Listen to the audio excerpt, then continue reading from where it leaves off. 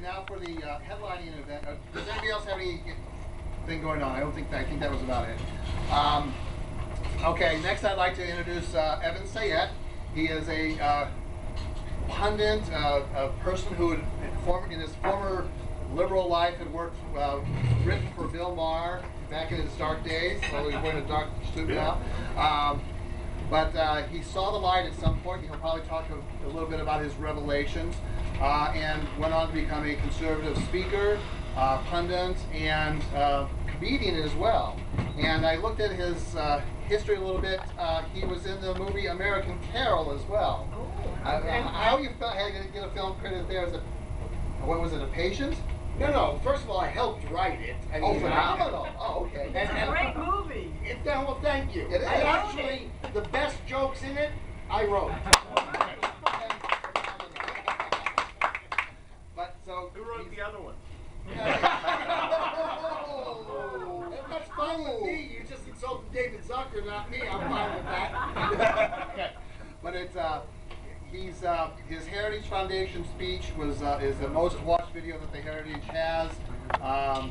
His unified field theory of liberalism has been praised quite a bit. Limbaugh, I heard do a discussion about one of his conservative speeches that was from last year, which we posted and talked about.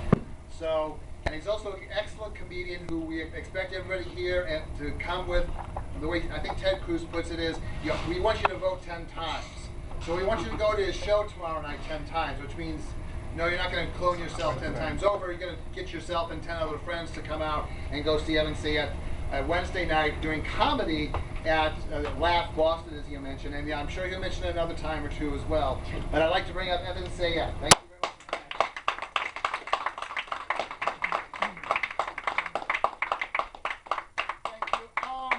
Let me give a heads up to the camera people or whatever. I want you guys in the back to be able to hear me. Right? You can all hear me? Which is kind of odd because now I've got my back to you guys. I'm going to try to service each of you as best I can. But I also want you to listen to what I have to say. My story is this. I grew up a New York City born liberal Jew.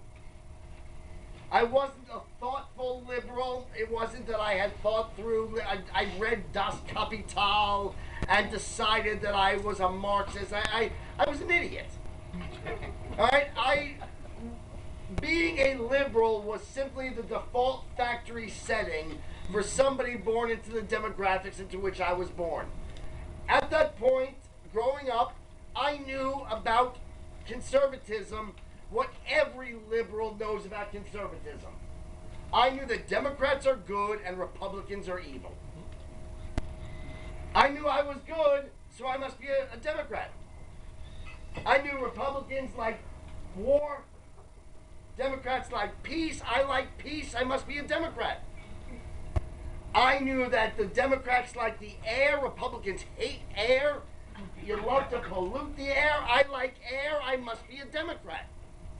I didn't engage in any rational thinking because I didn't have to engage in rational thinking because I grew up as the single luckiest person literally in the history of the world.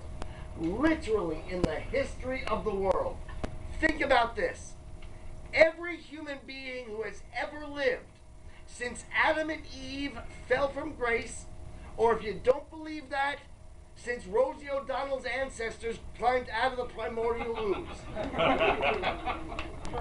Which is easy to believe if you look at Rosie O'Donnell. But every human being from the dawn of time until just before I was born had to worry about things like communicable diseases, hunger, poverty, and physical pain. Every single human being. If you were the czar, if you were a king, if you were a pope, you had to worry about communicable diseases that would kill your children. You had to worry about hunger, poverty, and physical pain. Every human being ever, until just before we were born. Just before we were born, diseases were cured. What communicable disease do we have to worry about our children getting? Polio? Vanquished. Smallpox? vanquished. Chickenpox, vanquished. The flu, which had wiped out 2/3 of a continent not all that long ago, was now a 3-day paid vacation. Every single human being who had ever lived just prior to our birth had to worry about hunger. In America today, what hunger?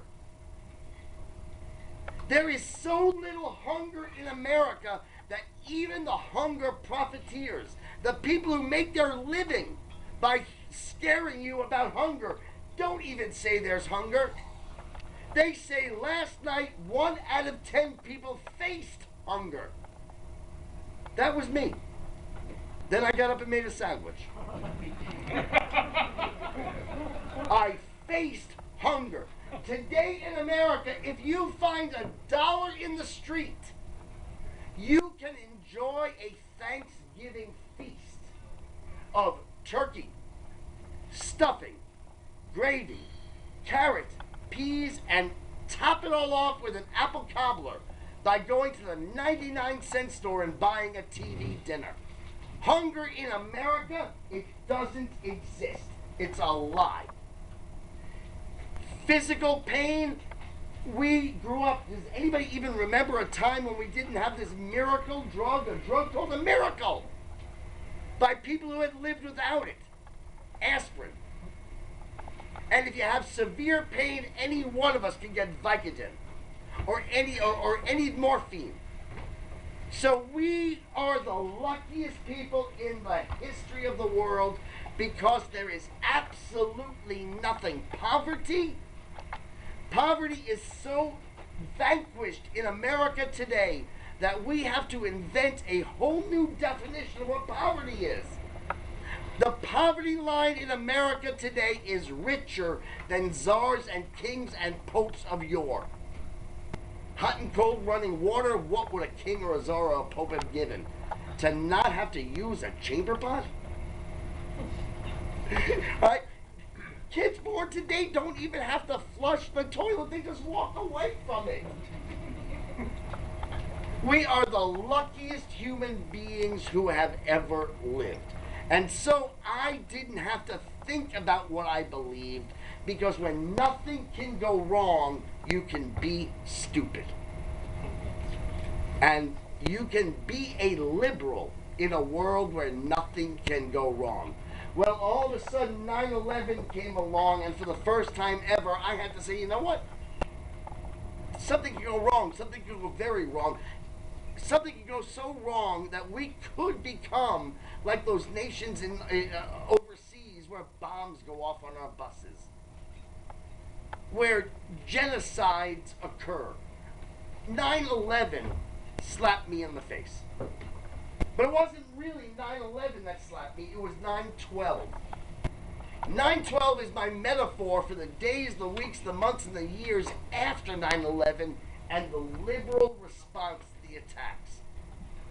The idea that we deserved them, that we provoked them, that it was, in the words of the President of the United States' spiritual mentor, Jeremiah Wright, the chickens coming home to roost. We were so evil that these lovely, lovely terrorists had no choice but to attack us. That was insane to me. And the idea that the way to prevent further attacks was to be nicer to the terrorists, this was insane to me. And so I had to think for the first time in my life, what is it I really believe? How do I stop bad things from happening?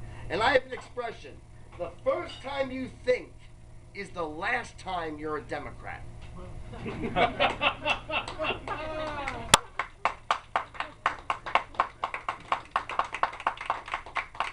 Something's wrong though, they're not applauding. They're here for a later meeting. I see that. And what happened was, I knew at that moment I had to find somebody, some groups, some ideology that would fight Islamic fascism. As a liberal, aren't we supposed to hate religious fanaticism? And I went and I Googled a Republican club. I just Googled my hometown, the town I was living in, and Republicans. And I went to their my first meeting, assuming that I would disagree with them, not just disagree with them, but hate them on every single issue, but one: fighting Islamic fascism. But I knew that was the only issue that mattered. Because it doesn't matter what you believe about abortion if you're dead. It doesn't matter what you believe about taxes if you're dead. It doesn't matter what you believe about the border if you're dead. And so I knew we weren't going to fight Islamic fascism as liberals. We were going to blame us. We were going to be nicer to the terrorists. And when I went to my first Republican meeting, I heard something I had never heard before. I heard people who had thoughtful, reasonable, logical reasons for the things that they believed. You never hear this from the left. You never hear a liberal explain why it is they believe what they believe, how it is what they believe works, where it is what they believe has ever worked before. All they ever tell you is, follow us or you're a Nazi. Follow us or you're a fascist. If you don't blindly support Obama, you're a racist because he's black. And if you don't support Obamacare, you hate old people. Think about it. Have you ever heard a Democrat offer an affirmative argument for what it is he supports? Can he explain to you why he supports the DREAM Act? Well, it's because it's lovely, it's nice. How does it work? What does it cost? Where has it worked before? How do we protect ourselves from the terrorists and the cartels? No answer. Just, we believe in the DREAM Act because it has a dreamy name, and if you disagree, you are a racist. You hate Mexicans.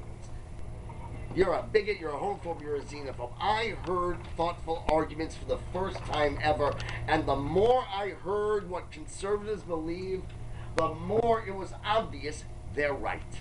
They're right. They're right across the board. Doesn't mean that their proscriptions are always right, but it means their vision is always right. And by the way, liberalism is a conservative value. Lowercase l, liberalism, is a conservative value because what it is we seek to conserve is a liberal democracy. If you support Israel in the Middle East, it's not because you're an Islamophobe, it's because you're a liberal. It's because you believe in a liberal democracy with freedom of speech and freedom of assembly and freedom of religion. If you believe in a border that should be protected so that we know who's coming into our nation, it's because you want to conserve a liberal democracy.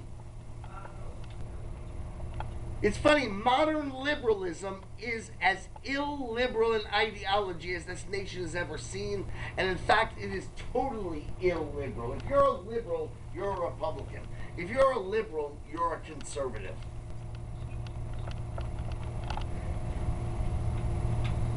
The problem that the left has, I mean, the speech that I gave to the Heritage Foundation that Patrick was nice enough to mention, which is the single most viewed lecture in their entire history. That's no small deal. This guy standing right here, it's me, not Ronald Reagan, who has the most viewed lecture in Heritage Foundation. It's me, not Margaret Thatcher. Why? Because I answered a question that boggles our mind. We know why Marxists side with evil, failure, and wrong. It's because they want to overthrow Western civilization. They want to replace capitalism with Marxism. We know why the Islamists side with evil, failure, and wrong. They want to overthrow Western civilization and replace it with Sharia law. But our cousins, our friends, our neighbors, they're not Marxists. They're not Islamists. They're good, decent, in every other way smart people. And yet, they will reject the facts, reject reason, and in doing so side always and only with evil, failure, and wrong at every turn. Name me a story, name me one. There was a thug in Ferguson who was high on drugs, who had just robbed a store owner, who was punching a cop and stole his gun, and he's a hero. There's a plaque in Ferguson now. Idolizing this thug and criminal, and the bad guy is the cop. How do they get to that? You know, look at, there was another one recently, another case where Trayvon Martin. Yeah. All right? Once again, this thug was going out to buy paraphernalia and materials to make drugs. They don't tell you that, but they said he went out for iced tea and Skittles. The iced tea that he was getting and the Skittles are two parts of a powerful drug that he was making because he was a drug addict. You hear that from the media? Isn't that important? Isn't that salient? Isn't that something you should hear? Why does the media keep the facts from you? Why do liberals reject the facts? Why does that make me a racist if I simply speak the truth? And I answered that in my lecture to the Heritage Foundation. Has anybody seen that lecture? All right, because I get accused of being arrogant and conceited, I'm going to stick my fingers in my ears and turn around and close my eyes, tell them how great it was. Brilliant. It was brilliant. Brilliant. You have to watch it. Seriously. You didn't expect to have to take your fingers out of your ears. Oh no, I didn't actually put them all the way in. And the answer to that, and by the way, not that I'm here to do this, but I'm going to do it anyway. In my book, The Kindergarten of Eden, How the Modern Liberal Thinks. In that speech that I gave, the reason it became so popular, the reason it went so viral, 1 million people have watched this 47-minute long, wonkish speech. This wasn't a 2-minute video of me in a bikini singing, well, I got those too. Singing about Obama. This was a almost hour-long lecture. And the reason that it went viral, became so big, is because I answered that question. Why does my cousin, why does my colleague, why does Bruce Springsteen, I'm such a big Bruce Springsteen fan, he's a good, decent man, why does he reject facts, reject reason, and side always with evil? And I'll give you the quick answer, and then I'll take questions from the audience. And how do I look? Do I look okay? Because this is going out on camera. Great. Yeah, I look okay. When I gave that speech to the Heritage Foundation a while back, I started getting emails from people, and they said, you know what you have there? They kept saying, you've got the unified field theory of liberalism, right? Once you understand what's written in this book, or what I said in the talk, you get everything about how the liberal thinks and why it leads him to side always with evil, failure, and wrong. And so in the book, I laid it out as 4 laws and 3 corollaries. I'm going to give you the first 2 laws, and you'll know it all. And as I say, then I'll take questions. The way it's written in the book is this. The first law is the modern liberal. That's anybody born after World War II. Why? For the reasons I said earlier. After World War II, just before World War II, people still had to worry about poverty. In New York City, down on Bleecker Street, there were still tenement slums. People still had to worry about disease. Okay, after World War II, it was that polio and all those other things were vanquished. Prior to World War II, there was still Appalachia, where there was serious hunger and poverty. But after World War II, for lots of reasons, but mostly because the greatest generation, unfettered by the wrongful ideologies from abroad. Remember, World War II, Asia was in ashes, Europe was decimated, Africa was, as always, a non-starter, Islam was, as always, primitive. So America, unfettered, our ideology was able to create this greatness. We didn't have to waste our funds. We weren't being invaded. We could create and do the things that American ingenuity and American capitalism and Judeo-Christianity and our Constitution allows us to do. So, prior to World War II, I call the modern liberal era anything after World War II. The children born just after World War II became the children of the 60s, who became the professors of the 80s, right?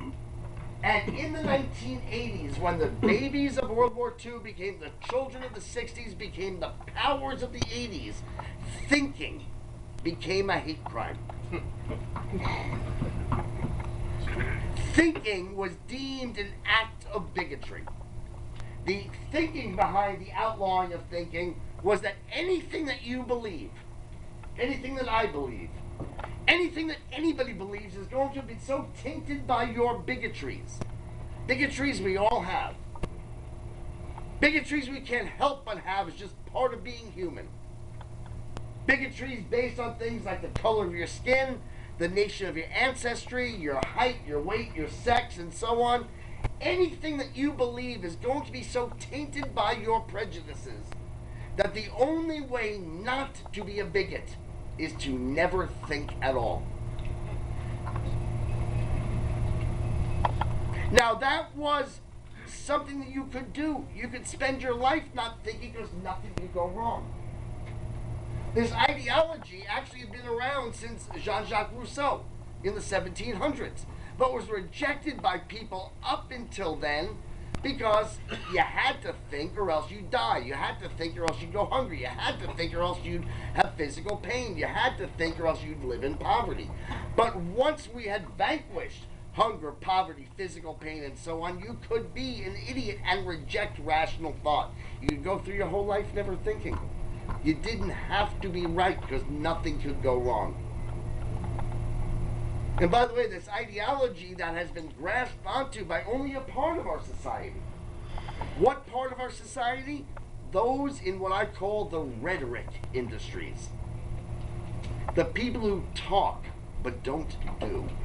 If you look at the people who vote Democrat, the ideologies that we associate...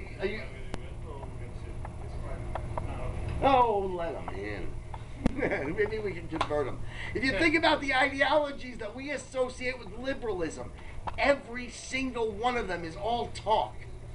All you have to do is be clever. You don't have to be right. So they flock to academia, where the professor lectures to children, but he doesn't actually test his theories against reality. The journalist who talks, he's called a talking head. The entertainer who opines. Every single industry that we associate with liberalism is an industry where their theory is not tested against actual practical results. So the modern liberal was raised to believe that thinking is an act of bigotry, but here's the key, it's the second law. You got me? Yeah, this is important to me. I mean, my looks are my living. And you said poverty couldn't happen. Right? Oh, wow. But this is why I work. This camera is the most flattering because This is why I work in the dark. And the older I get, the darker the venue. I'm very all right. The modern liberal is raised to believe that thinking is an act of bigotry never to be engaged in. It's the second law that's really essential. Here's how it's written in the book. Indiscriminateness of thought does not lead to indiscriminateness of beliefs. It leads to siding only and always with evil, failure, and wrong. Why? Because if nothing is better than anything else, if no culture, no religion, no form of governance, no behavior, no familial construct, if nothing is better than anything else, then success is unjust. Why should a person, a culture, a religion, a nation, why should something succeed if it's not better than anything else? And since success is unjust, failure is proof positive that somehow the failure has been victimized. Why should a person, a culture, a religion, a nation fail if it's not less than anything else? And so the modern liberal, because of social justice, he will side with whatever fails. And the greater the failure, the greater the injustice must have been. If there's nothing wrong with Islam, then why are they impoverished? If there's nothing wrong with Islam, then why do they commit their atrocities? Something must have provoked them. And the greater the failure and the greater the evil, the greater the provocation must have been. The greater the success, the greater the injustice. And exceptional success is proof positive of exceptional injustice, which is why first and foremost they hate America and they hate Israel. Is Israel really this horrific nation? They really couldn't be further from the truth. So why is it they hate America and hate Israel first? It's not because we're the worst. It's not because they're the worst. It's because they're the best. And if there's nothing exceptional about any culture, then why should the Jews have Tel Aviv while the Muslims have the Gaza Strip? We know why, because we think. We recognize that the behaviors of Islam cause their own failures. When you are hacking off the heads of 1 million of your citizens, when you're covering half of your citizens in baggies, when you won't let somebody drive to work, you're not going to succeed the way that the rest of us will. We recognize why Israel is successful. It's because of the Judeo-Christian values. It's because of its liberal, lowercase l, democracy, lowercase d. We know why America is the greatest success story in all of human history. But if you're not allowed to think, if you're not allowed to recognize the existence of the better, then success is unjust, great success is a great injustice, and exceptional success is the greatest injustice of all. And so the liberal will mindlessly side against all that is good, right, and successful, and mindlessly support all that is evil, failed, and wrong. Guys, I know that I have not been the least bit funny this evening. That's because I do two different things. I do my serious talks, and I do my stand-up comedy. Please come out and see my show on Wednesday night. That's my comedy. It's the same themes. It's just as important. In fact, it's very important that you come out and see the show on Wednesday, because the reason I'm on tour, I don't need to be on tour. Right? At this point in my career, I do just fine speaking at high-end conservative and Republican events. They fly me into David Horowitz's Restoration Weekend, where they put me up at the Breakers Resort for as long as I want to stay. I talk for 20 minutes, and then I go to the bar. You're Bill Clinton? No, Bill Clinton would also get contributions from Muslim nations. But I am going on tour, and I'm playing in the bluest of blue states, in the bluest of blue cities, because it's vital that we take back the culture. And I know how frivolous comedy can sound.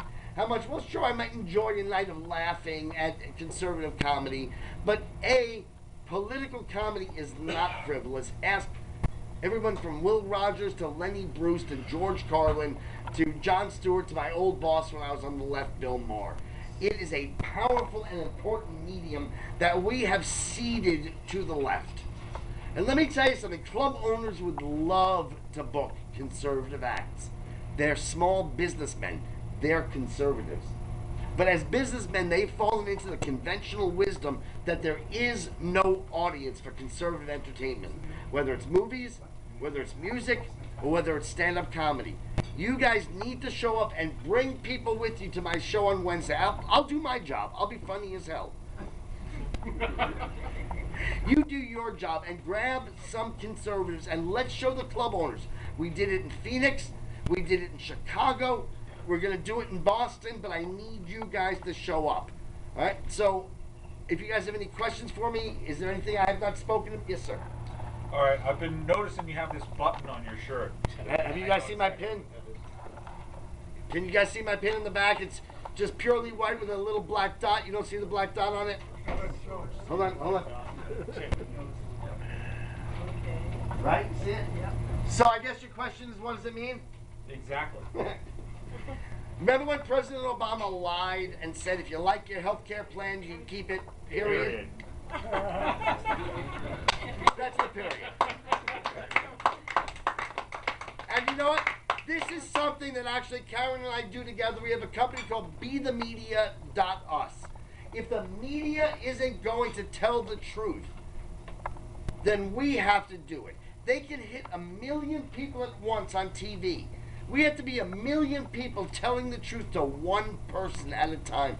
This pin starts conversations. And you know what? The left, not the left, liberals, people who vote Democrat, who don't know that they're conservatives yet, but have never heard from a conservative what conservatism is. They come up to you and go, what does your pin mean? And you talk about Obamacare, and they're pissed too. So this starts a conversation. We have a t-shirt that shows the houses in Malibu, and it says, if they really believe the oceans are rising, then why do they all live on the beach? Right? So be the media, support conservatives, support Karen's group, Rage Against the Media, support this group, the Tea Party group. I have a program I call Adopt a Democrat. Find one person in your life who you know isn't a raging leftist. They're just somebody who, like so many, have never heard from a conservative what a conservative believes. Where would they have heard it? From the media? Where would they have heard it? From their professors? Where would they have heard it? From their entertainers? Where would they have heard it? Find one person in your life who doesn't hate America, who doesn't think we're this imperialist, racist nation. They just never heard from a conservative, and be that conservative. Be that one person. Because if you change one person, if we all change one person, we double our numbers. All right. I'm going to be, yes, sir. You talked about how you do a lot of comedy clubs in blue states. I was just wondering if you had some good stories about hecklers.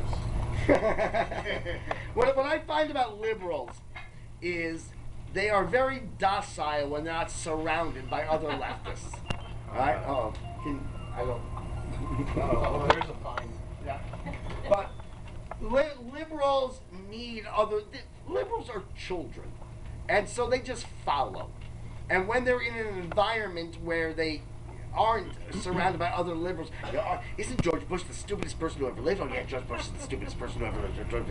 If they're not, then they're docile and they're no problem at all. Anybody else? Yes, sir. I always give the cameraman whatever he wants. Yeah. You had said that you once were a liberal and you slowly brought yourself into conservatism. Can you remember any specific points in your life in the past, like when you saw something in the news or maybe something happened to you personally that said to you, it's like, wait a minute, this is not the wagon I thought I was hitching on? Well, that would have been 9/13, but I remember earlier, the first time there was even a kernel of understanding, but I didn't know what it meant yet, was Thomas Friedman, who writes for the New York Times. He's this big international genius. He understands the Middle East better than anybody because he's the New York Times, and that's what they say. And he came out with a book called From Beirut to Jerusalem. And the way he divided the book was the first half was the 6 or 7 or 8 Arab and Islamic states in which he had been stationed to report, and the second half was about Israel, where he had been stationed to report.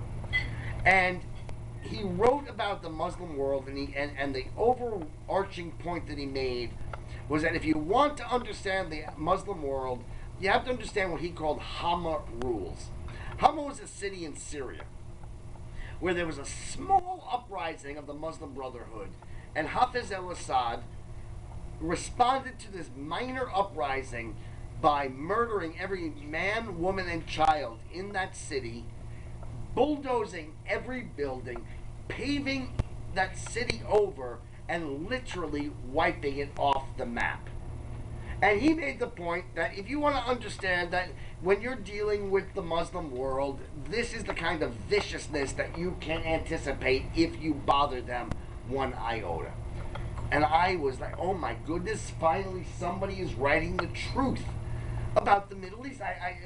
I was so thrilled until I got to the part about Israel. And he started that chapter by saying, and if you want to understand the Jews, you have to understand that they're paranoid about the Holocaust. No,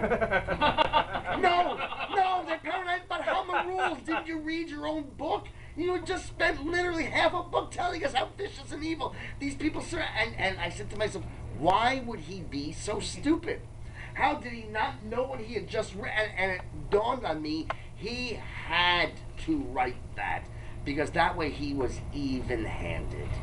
And it dawned on me at that point that even-handedness is not even-handedness. Even-handedness requires you to lie to the benefit of evil and lie against the good. I remember another time when, am I boring you guys? No, that's great, please. All right. That was a good one. I remember one time I was at a symposium on the movie Munich. Steven Spielberg made the movie Munich. Yeah. And at Pepperdine University, there was a panel, and it was all Jews. 3 liberal Jews, 3 conservative Jews. The liberal Jews loved the movie. The conservative Jews hated the movie. And finally, at the end of this symposium, I stood up and I said, I can explain this difference right here in 2 minutes, if you'll allow me. I said, there is nobody on this panel who's going to disagree that this was a fabulously shot movie. Steven Spielberg is a fabulous director. There's nobody on this panel who's going to disagree that it was a wonderfully acted movie. Eric Bana is a wonderful actor. There's nobody on this panel who's going to disagree that this was an ahistoric movie. It was historically inaccurate. We'll all agree to that. The difference is the liberals were okay with the inaccuracies because the lies proved the bigger truth. Whereas the conservatives were upset with the movie because it was a lie-filled movie. And what were the lies? The lies were at every turn they made the Jews look more culpable and the terrorists look more understandable. And guilty. And well, the Jews were guilty. The Jew, that's right. They cried. They were upset. And where there's absolutely no factual evidence to back up that lie. But the big lie, the truth that the lies told, was that we're all the same. That they didn't want to commit these atrocities, but they were provoked by the Jews. And so when you're neutral like that, you have to lie against the good and in favor of the evil. And that's what I learned from Thomas Friedman's book that I didn't quite know yet what I had learned. But I learned that neutrality doesn't make everything evil. Neutrality requires you to lie to the benefit of evil and to the detriment of good. I would have applauded right there. One other question. Thank you for that. A question. How do you see the future of conservative entertainment coming about? I mean, is it going to happen? How would it happen? Okay. And especially reaching out to the young people. Do you guys hear the question? Yeah. What's the future of conservative entertainment? First of all, let me take it in the micro and the macro. The future, I mean the really, really important future in the micro is Wednesday. And I see you guys. And I see you guys turning out in droves. And look, you know, this is a moment in time. And whether you believe in providence or not, it's irrelevant. The technology that we have been blessed with at this moment, the internet, the things that we are able to do, we used to be handcuffed. There's another word I'm looking for, but we used to be shackled. Yes, thank you. We used to buy the cost of producing entertainment. That we needed the gatekeepers at the studios because they had the $250,000 cameras that we needed 3 or 4 or 5 of to shoot our movie. That they had the $1 million in the bank for the film stock that we then had to send out to 300 theaters if we were going to make a movie. Well, now you can send out your movie digitally. You don't need the film stock. Now you can do it on this, and I'm looking at these. They cost you what, like $5? I got $100 right here. Right? I mean, when David Zucker made the movie An American Carol, I was stunned by it was a camera on it. It was like this. Yeah. It was like this. So we now have the ability.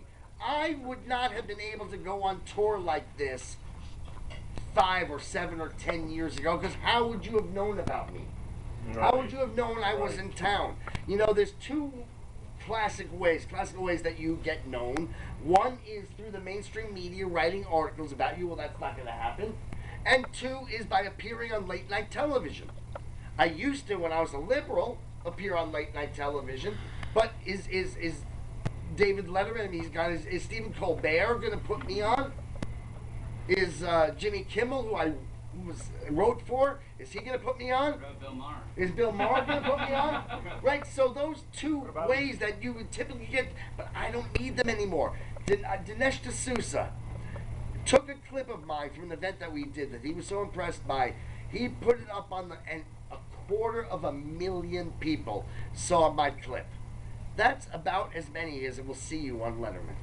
So, what's the future of conservative entertainment?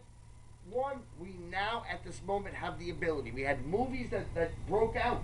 We had Heaven's for Real. We had God is Not Dead. And certainly we had American Sniper.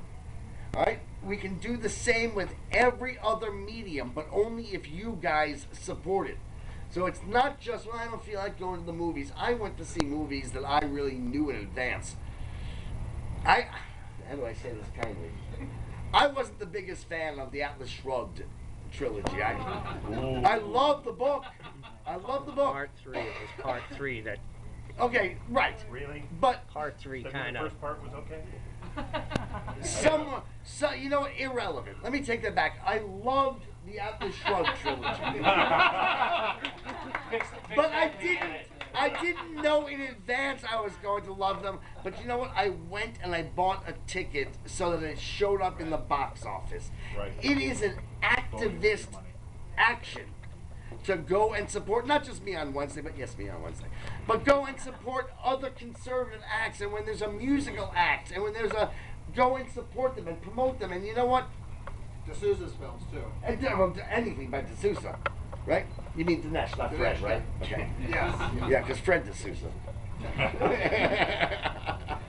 Why do I think I'm so much funnier than you guys think I am? But at any rate, there's this moment in time. There's the technology, there's the talent, there's a group in Los Angeles, I don't know if you've ever heard of FOA, Friends of Abe, but Yeah. it's a... Super secret. But Well, it's not super we secret. all know about it. It's not super secret any longer. Actually, we have been outed so many times that we are no longer secret. We're just private. That's the distinction we've just drawn. And I'll tell you the history of FOA, and then I'm gonna go. What That's are you me. doing? Sorry. That's all right. Just a good, decent man named Gary Sinise. Another good, decent man. Named Tom Dreesen, who was my mentor. He was the first person to ever buy a joke from me. And another good, decent man, a film director named Lionel Chetwin, would get together periodically and just have lunch. And they would, are you just getting here? Sorry. That's all right. Do you want me to start over? Just the funny part. Then I don't need to start over. We'll send you the video. And they would get together periodically just to have lunch, and they found themselves complaining. I was going to use a different word, but complaining about how on the set, they would hear liberals just say the most moronic and hateful and disgusting things about America. And at a certain point, somebody said, you know what, we must all know one other conservative working in show business. Everybody invite one to the next lunch. That's when I got invited. So it went from 3 to 6. We did it again, it went from 6 to 12. We did it again, it went from 12 to 24, went from 24 to 48. Last summer, last August, we had our annual summer convention. It was 3,000 of us. 3,000. We have the talent, we have the technology. The only question is, will you show up and be the audience? Because bottom line at the end of the day is, we need an audience. It's commerce, it's business. So come see me Wednesday. Yes, sir. I have an anecdote that comes from... And you think they care about your anecdote? I'm here. But I'm asking you... He's the headline. I'm asking you Yes, to sir. confirm your opinion on this. Yes, sir. There's a writer named Rob Long. I know Rob very well. And he has this anecdote about movie sets and television sets in general.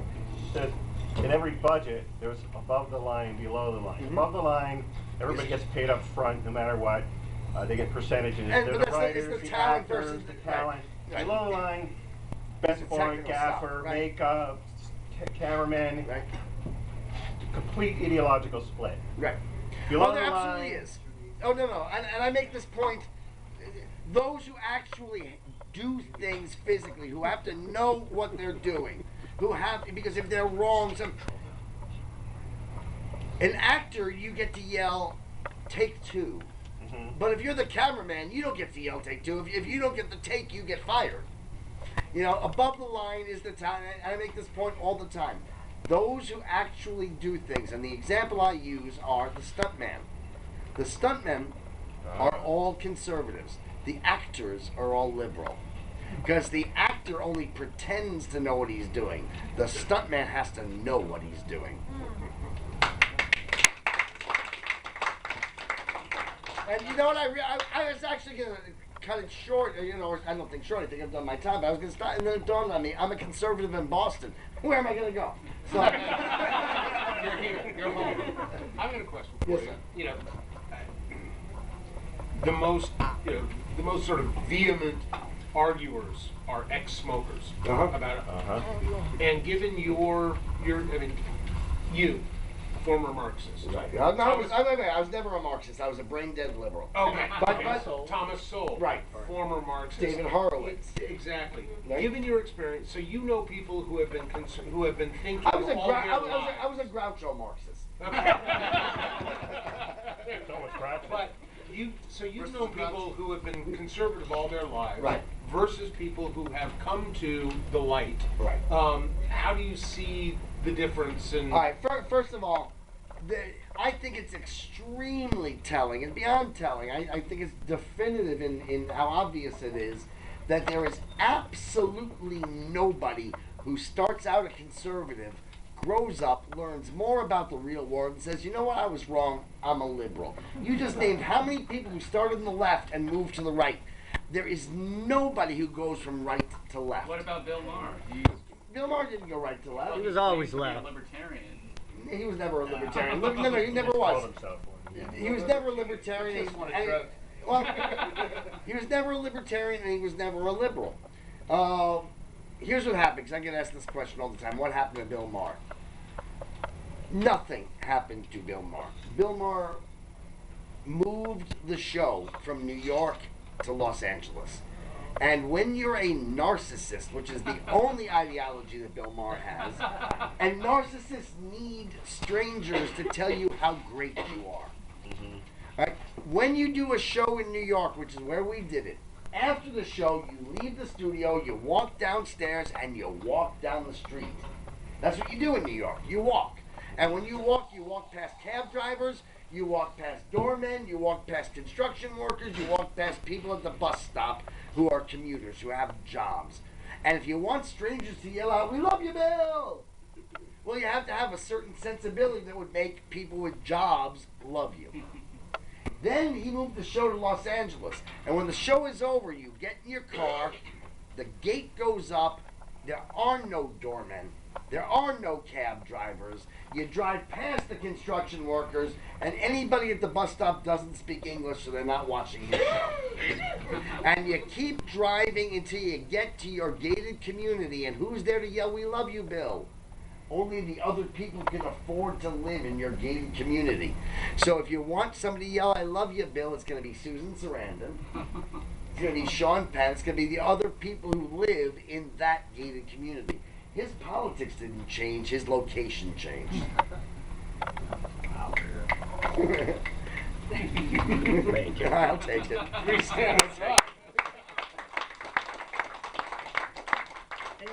Anybody else? Well, how do you talk to a liberal then? How do you? Okay, how do you talk? Because a lot of times it's very hard. They just get upset and they won't Right. even let you even state your position. I don't know if you guys can hear from the, because she's around the corner, but how do you talk to a liberal? First you have to differentiate between whether you're talking to an actually brain dead liberal, Rosie O'Donnell. What fact am I going to put in front of Rosie O'Donnell that's going to make her say, I didn't know that. Let me rethink my position. I mean, this is a woman who argued on national television that 9/11 was an inside job. Right, yeah, right. And proof of it was that never before had fire melted steel. I mean, that's a very powerful scientific argument. It is. With only one slight flaw. Fire is how you melt steel. Every piece of steel that has ever been melted has been melted by heat and fire. So what argument are you going to make in front of somebody who's so clearly mentally ill.